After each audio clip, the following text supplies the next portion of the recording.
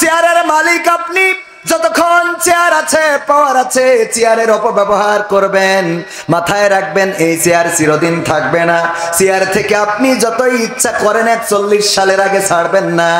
আল্লাহ রাব্বুল আলামিন যদি চেয়ার কেড়ে নেয়, আপনি 31 সালও জীবনে পাবেন।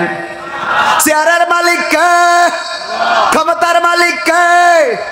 আল্লাহ রাব্বুল আলামিন আমাদের জীবনের মালিক, হায়াতের মালিক, মওতের মালিক, সৌন্দর্যের মালিক। যে আল্লাহ রাব্বুল আলামিন আমাদের এত কিছু দিলেন, সেই আল্লাহর জন্য নিবেদিত প্রাণ হওয়ার দরকার আছে না নাই? আল্লাহর জন্য যদি নিবেদিত প্রাণ হতে পারি, এই মাহফিলে এসে খুব বেশি ফায়দা হবে। মসজিদে যাওয়া লাগবে, নামাজি হওয়া লাগবে, রোজাদার হওয়া লাগবে, পরহেজগার হওয়া লাগবে।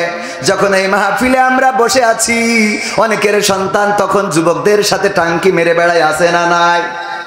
আছে না নাই? মাহফিলকে কেন্দ্র করে বলেছে, আসো যদি বাস বাগানে আবার হবে দেখা, বাদামের টাকা আমাদের, তুমি খালি আইসো। কথা কয় না? আছে না নাই? ওরা কি আল্লাহর জন্য এসেছে এই মাহফিলে? না, আসে নাই। কোরআনের জন্য আসে নাই, ইসলামের জন্য আসে নাই। বাজারে লোক কম আছে না বেশি আছে? রাস্তাঘাটে লোক কম না বেশি? এইখানে বসলে সওয়াব আছে না নাই? যেখানে বসলে সওয়াব, যেখানে বসলে ফায়দা হয়। আমার আল্লাহ বলেছেন, ওয়াইদা কুরিয়াল কুরআনু ফাসতামিউ লাহু ওয়া আনসিতু লাআল্লাকুম তুরহামুন। যখন তোমাদের সামনে কোরআন পড়া হয়, কোরআন থেকে বলা হয়, কোরআন থেকে শোনা হয়, শোনানো হয়, তখন তোমরা চুপ থাকবে আর হৃদয়ের কান দিয়ে শুনবে। তবে আল্লাহ রাব্বুল আলামিনের রহমত তোমাদের উপরে বর্ষণ হবে। জোরে জোরে বলেন সুবহানাল্লাহ। আল্লাহর রহমতের দরকার আছে না নাই? আল্লাহর রহমত যারা খুঁজেছে, আল্লাহর রহমত যারা বুঝেছে, তারা হাসতে হাসতে ফাঁসির কাষ্টে ঝুলেছে। আর যারা আল্লাহর রহম খোঁজে নাই, আল্লাহর রহম বোঝে নাই, তারা জীবনের শেষ দিন নয়, ক্ষমতার শেষ দিনে আমাদের দাদা বাবুকে বলেছে হেলিকপ্টার পাঠাও, তাছাড়া আমাদের বাঁচার কোনো রাস্তা। কথা কয় না? যারা আল্লাহর জন্য নিবেদিত, তাদের ভয় থাকে না, তাদের দুশ্চিন্তা থাকে না, তাদের মধ্যে টেনশন কাজ করে না। তারা মৃত্যুর সময় সন্তানকে ডেকে বলে, ওগো কলিজার টুকরা, বলে দাও আমি ফাঁসির কাষ্টে ঝুলবো, আমি কি লুঙ্গি পরে ফাঁসির মঞ্চে যাব নাকি পায়জামা পরে যাব? ঠিক না বেঠে? আমি ফাঁসির মঞ্চে যাব, লুঙ্গি পরে যাব নাকি পায়জামা পরে যাব? আমার কবর দেওয়ার জন্য পাবনা সাথিয়ায় কে যাবে? তোমাদের মাকে সাথে নিও না, কারণ তোমাদের মা অসুস্থ। এত পথ যদি জার্নি করে, অসুস্থ বেশি হয়ে যাবে, এই জন্য তোমাদের মাকে সাথে নিবা না। এমন কথা মৃত্যু নিশ্চিত জেনেও যারা বলতে পারে, আর যাই হোক, দুনিয়ায় তাদের ফাঁসির রশি কখনো টলাতে পারে। তারা বলেছিল ইব্রাহিম আলাইহিস সালামের মতো, ইন্নী ওয়াজ্জাহতু ওয়াজহিয়া লিল্লাযী ফাতারাস সামাওয়াতি ওয়াল আরদ হানিফাও ওয়া মা আনা মিনাল মুশরিকিন।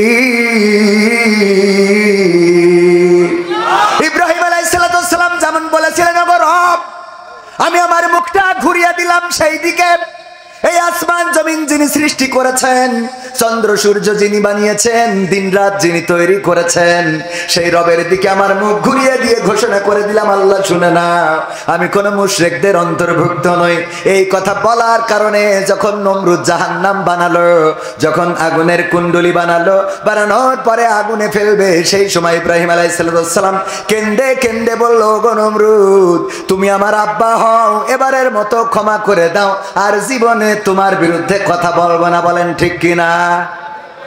হ্যাঁ, ও ঠিক না, ও বেঠিক বলে ফেলেছি, উল্টো বলা হয়ে গেছে নাকি?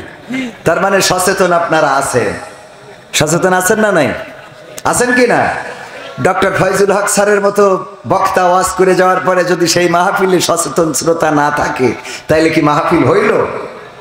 কথা কয় না।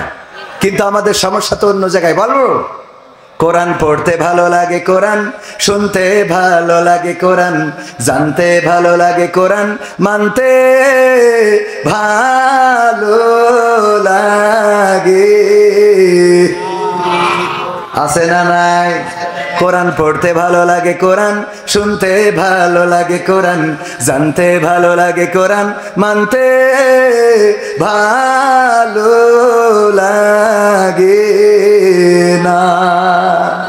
নামাজেতে পড়লে কোরআন মনটা শীতল হয়, কারির তেলাওয়াত শুনিলে প্রাণ জুড়িয়ে যায়, সেই কোরআনের ব্যাখ্যা দিলে কলিজাতে আগুন জ্বলে, সেই কোরআনের ব্যাখ্যা দিলে অন্তরেতে আগুন জ্বলে, বিরোধিতাও চলে কেন তা জানি না।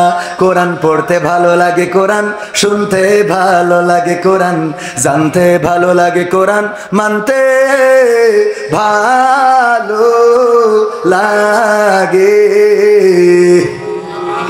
কোরআন পড়ে কত লোকে শুরু করতো দিন, তারা আবার চাইতো না দেশে কোরআনের আইন, ঠিক না বেঠে? কোরআন পড়ে দেখতাম ওরা শুরু করতো দিন, তারা আবার চাইতো না দেশে কোরআনের আইন। এটা যে কেমন নীতি, তাই তো এ দুর্গতি করছে মোদের ক্ষতি কেন তা বুঝি না। কোরআন পড়তে ভালো লাগে, কোরআন শুনতে ভালো লাগে, কোরআন জানতে ভালো লাগে, কোরআন মানতে ভালো লাগে। আরো বলবো, কোরআন বুকের মধ্যে নিয়ে আছে না নাই? কোরআন বুকে চুমু খাওয়ার লোকের নাই অভাব, সেই কোরআনের বিরোধিতা আবু জাহেলের স্বভাব। এমন আবু জাহেল এই জামানায় আছে না নাই? এতদিন একসাথে ছিলাম, ভালোই তো ছিলাম, এখন বলে কোরআনে রাজনীতি নাই, ঠিক না বে ঠিক? এতদিন একসাথে থাকলাম, টুপি মাথায় দিয়ে রাজপথে মিছিল করলাম, মিটিং করলাম, অসুবিধা হইল না। এখন 17 বছর পরে এসেও গবেষণা করে খুঁজে পেয়েছে কোরআনে রাজনীতি নেই, ঠিক না বে ঠিক?